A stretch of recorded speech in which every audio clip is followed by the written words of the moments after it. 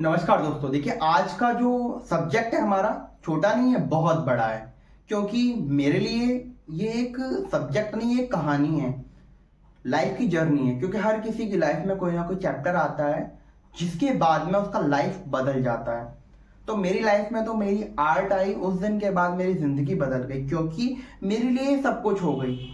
पहले जब मैं स्टार्टिंग में जब वर्क करता था या फिर मैं लर्न करता था किसी भी चीज़ को, सब्जेक्ट की अगर मैं और अदर सब्जेक्ट की बात करूं, तो मेरे को समझ नहीं आता था क्या करूं कैसे करूं। लेकिन जब मैंने अपनी पेंसिल को पकड़ा, हालांकि स्टार्टिंग में ही पेंसिल पकड़ ली थी, लेकिन हर किसी की लाइफ में एक स्टूडेंट लाइफ जब होती है, तो स्टूडेंट लाइफ के बाद में जब एक स्टेज आती है जब उसको पता चलता है कि इस सब्जेक्ट से या इस लाइन में इसको सब कुछ मिलेगा, इसका करियर इस लाइन में है, चाहे वो कोई भी हो।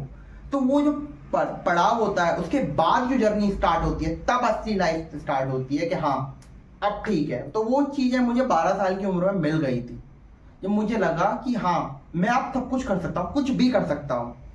तो पहले मैंने खुद को यकीन दिलाया, उसके बाद ही मैंने घर पर बात की, समझाया, उनको बताया कि इसके अलावा कुछ भी नहीं है मेरी लाइफ में। लेकिन पहले तो सभी ने मना किया कि नहीं ये मत करो वो मत करो। लेकिन धीरे धीरे करके जब उनको लगा कि इसमें करियर है, इसमें ये पैसा कमा सकता है, इसके पास कोई तोड़ नहीं सकता इसको इस लाइन में, बाकी किसी में तो इसको कमजोरी है या समझ नहीं आता, शिकायतें आती हैं, कंप्लेंट्स आती हैं, लेकिन साथ साथ इस लाइन में इसकी तारीफें बहुत होती हैं। तो ये सब चीजें देखी घर पर। तो इन चीजों के बाद में ही निर्णय लिया गया फैमिली की तरफ से कि ठीक है बेटा, जो करना है वो करो, लेकिन नाम कभी नीचा मत करना और हमारे सर को कभी झुकने मत देना। तो मुझे भी लगा कि हाँ चलो ठीक है, कुछ करते हैं नया। तो मैंने अपनी जर्नी स्टार्ट की। तो ये सब तो मैंने आपको, आप सभी को अब तक जो बताया वो मैंने किस तरीके से स्टार्टअप किया। लेकिन स्टार्टिंग में मेरी लाइफ में सिर्फ आर्ट के सिवा कुछ नहीं था। मैं बनना आर्टिस्ट चाहता था, लेकिन पता नहीं कब टीचर बन गया, मुझे खुद पता नहीं चला। धीरे धीरे करके, कहते हैं ना, जब आप एक्सपर्ट हो जाओ, जब आपको वो चीज आने लगे, तो आपके पास में रास्ता ये होता है, या तो आप सिखाओ या फिर सीखते चले जाओ।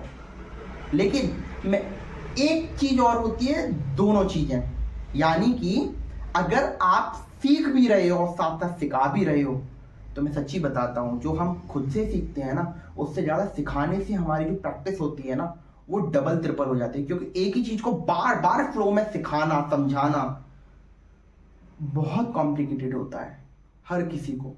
क्योंकि आज के टाइम में सबसे बड़ी बात है, भटकाने वाले बहुत होते हैं। कोई कहता है कि अरे फ्री हैंड ड्राइंग करो, कोई कहता है ग्राफ से ड्राइंग करनी चाहिए। इन दोनों की अगर मैं बात करूं, ग्राफ और फ्री हैंड में, दोनों में फर्क इतना सा है, एक होता है कैलकुलेटर, एक होता है फ्री स्टाइल, यानी कि कैलकुलेट करना अपने माइंड से। उसके लिए आजकल अबेकस क्लासेस वगैरह बहुत सारी चल रही हैं बच्चों के लिए। तो मैं भी यही कहना चाहूंगा, जब बच्चों को इस तरीके से बचपन से ही ढाला जाता है उस लाइन में, तो आर्ट में क्यों नहीं? आर्ट में क्यों कठिन है? क्यों लगता है कि आपको बहुत कठिन है, ये कर नहीं पाएंगे?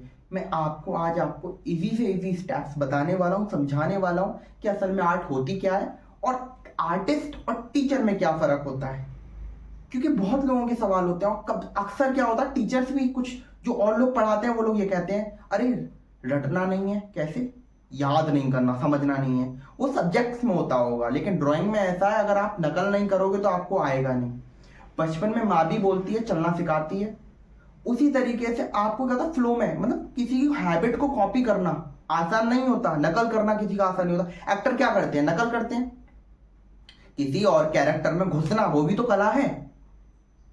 और ये सब बातें वो कहता है जो व्यक्ति अपनी सिंगिंग करेगा या गायना गाएगा या कुछ भी करेगा, गाना वगैरह कुछ भी करेगा। मतलब एक सिंगर है, वो भी तो सिंगिंग कर रहे हैं, किसी के लिरिक्स को कॉपी कर रहे हैं। आम आदमी की बात करते हैं, अगर हम चित्रकार की बात करेंगे किसी की भी, या आर्ट टीचर की बात करेंगे, तो उनका कहना है कॉपी वर्क मत करो। लेकिन नकल नहीं करेंगे तो समझ कैसे आएगा? जो सिंगर होता है उसके शब्द अपने होते हैं, मतलब वो शब्द अपने, कहने का मतलब है वो अपने शब्द, अपने स्वर, जो उसके गले का जो स्वर होता है, उससे वो खुद से गाता है, लेकिन लिखने वाला कोई और होता है। लेकिन हम गलत मुद्दे पर जा रहे हैं, हम उस पर बात नहीं करेंगे, हम अपने पॉइंट पर आते हैं, काम पर। कहने का मतलब है, हम जो भी काम कर रहे हैं उसको मैं सिखाने वाला हूँ, पहले समझाता हूँ। बहुत बोल लिया, अब काम की बात करते हैं, चलिए स्टार्ट करते हैं। एक्सपर्ट बनने से पहले आपको लर्नर बनना पड़ेगा। अगर आप लर्नर नहीं है तो आप एक्सपर्ट नहीं बन सकते। पहले आप दूसरे के काम से सीखिए, उसके बाद में खुद से स्टार्ट करिए। चलिए स्टार्ट करते हैं। देखिए कोई भी वर्क है, फ्री हैंड करना है, कुछ भी नहीं देखना है, इधर कुछ नहीं समझना है, कुछ भी नहीं, अपने माइंड से कोई भी एक लाइन ड्रॉ कर दो, कुछ भी ऐसा सिंपल। चलो लाइन नहीं तो सर्कल कर लेते हैं, जीरो बना लो। जीरो बहुत सिंपल रहता है, जीरो बना लिया हमने, सिंपल जीरो बना लिया, ठीक है। कुछ नहीं सोचेंगे, ये पेंसिल चलाने की ट्रिक बता रहा हूं, सिर्फ फ्री हैंड ये करते जाना है सिर्फ, ठीक है। स्टार्टिंग में हमें सिर्फ ये करना है। कैसे कैसे करना है, क्या नहीं। अब आप कहेंगे कि ये लाइन तो बढ़ती जा रही है, हमारे को समझ नहीं आ रहा।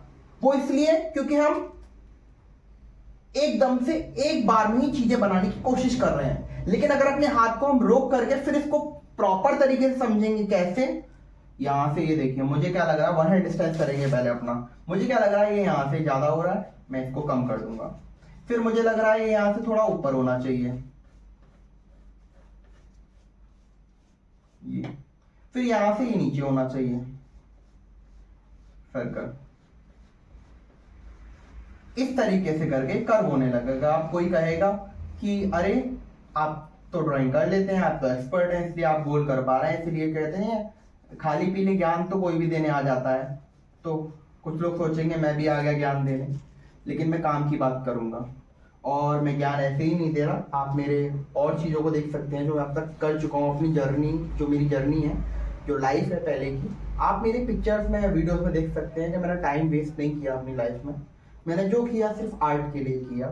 तो ये मैं काम जो बता रहा हूँ, ये मैं बहुत सोच समझ कर बता रहा हूँ कि किस तरीके से करके आप अपनी स्किल्स को डेवलप कर सकते हो, पेंसिल को चला सकते हो। बहुत ये चीज आपको बहुत जगहों पे मिल जाएगी। लेकिन अब जो मैं स्टार्ट कर रहा हूँ ना अपने काम को आगे के लिए, ये सब जो व्हाइट पेपर है, इस पर मैं बहुत सारी चीजें समझाने वाला हूँ कि किस तरीके से करके और भी चीजों को आप अपने आप को प्रमोट कर सकते हो खुद से। मतलब आप किसी के सामने प्रेजेंट करने से पहले खुद के लिए आप खुद को समझो।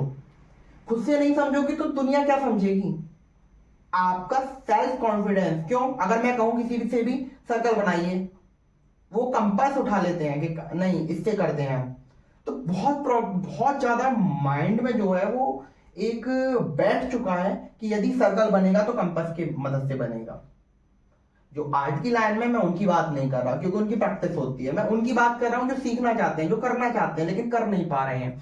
कारण ये है क्योंकि आपको अपनी बैसाखी को तोड़ना होगा। आप एक चीज जगह पर स्थिर हो चुके हो, आपको लगता है कि इसके बिना ये चीज नहीं होगी। मैंने देखा है, मैंने बच्चों को पेंसिल पकड़ाई तो बच्चे क्या करते हैं, अरे ये पेंसिल सर ने दी है तो ये तो बेस्ट है, इसी से शेडिंग होगी, इसके बिना होगी नहीं। अरे पेंसिल कोई भी हो, फर्क नहीं पड़ता। फर्क इस बात से पड़ता है कि आपके हाथों में इतनी क्वालिटी होनी चाहिए कि आप उस पेंसिल को थाम सकें।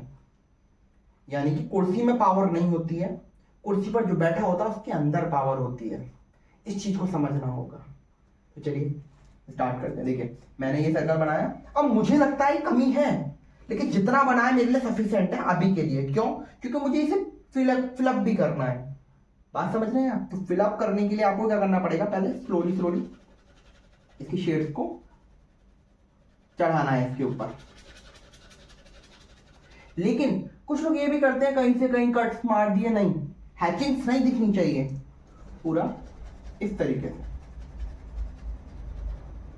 टेंशन मत लीजिए अगर बड़ा लगेगा वीडियो, क्योंकि मुझे पता है ये बड़ा हो रहा है, काफी ज्यादा खिंच रहा है।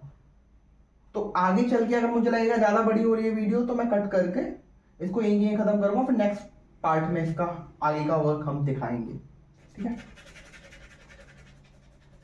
पर जो स्टार्ट किया है अब ये खत्म नहीं होगा। अब हर रोज मैं आऊंगा आप सभी के सामने और हर रोज आप लोगों को समझाऊंगा कि असल में आर्ट है क्या। बहुत दिन हो गए बैठे बैठे, बहुत बैठ लिए। ये देखिए ये शेड फिल हो रहा है धीरे धीरे करके, ये फिल करना है। व्हाइटनेस को खत्म करना है। एक और चीज, व्हाइटनेस नहीं दिखनी चाहिए क्योंकि व्हाइट तो ऑलरेडी पेपर है। व्हाइट को यहां दिखा के हम करेंगे क्या, आप ये देख सकते हैं।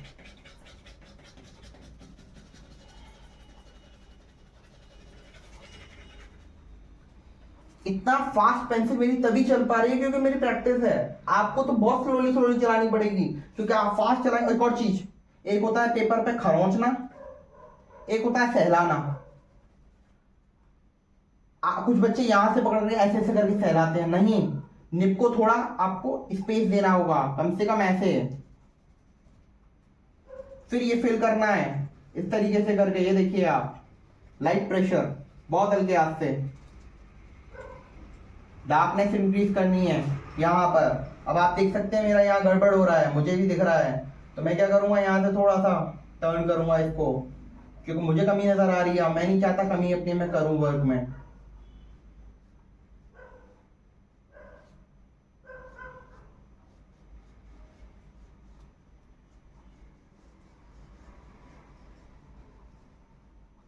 और कहीं से मैंने कंपास की यूज नहीं किया ना मैंने सर्कल के लिए। कुछ हाँ, कुछ बच्चे तो ऐसे होते हैं बोतल का ढक्कन लेकर आ जाते हैं, कैसा, इससे बनाना है, बाउल से बनाना है, गिलास से बनाना है, ठीक है, एक ही प्रेशर से एक ही जगह पर घिस रहा हूँ, और ना ही जरूरत ब्लेंडर की, ना स्केच रेजर, किसी भी चीज की जरूरत नहीं है।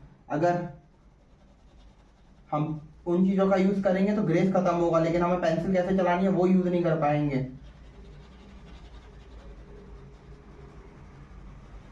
ये देखिए शेड्स चढ़ाने लगे। आप कुछ कहेंगे शेड्स चढ़ाने कैसे, जैसे कि मैं हमेशा बोलता हूँ कि डार्कनेस जस्ट लाइक अ समुद्र। आप इसको इस तरीके से समझने की कोशिश करिए, ये एक तालाब है, तालाब, तो साइडों में तो उभार है। उभार यानी कि जो डार्कनेस है, यानी कि जैसे इसका देखो, अब पेपर में से इसको हम कैसे निकाल पा रहे हैं, हम उसको डार्क करते हुए चले जा रहे हैं। अब जैसे जैसे डिटेल्स के ऊपर चढ़ती जा रही है, आप देख सकते हैं कितनी अच्छी तरीके से मिक्सिंग हो रही है, धीरे धीरे करके बिल्कुल, लेकिन क्लोजअप शेडिंग करनी है, ये नहीं कि अलग अलग स्ट्रोक्स मार दिए।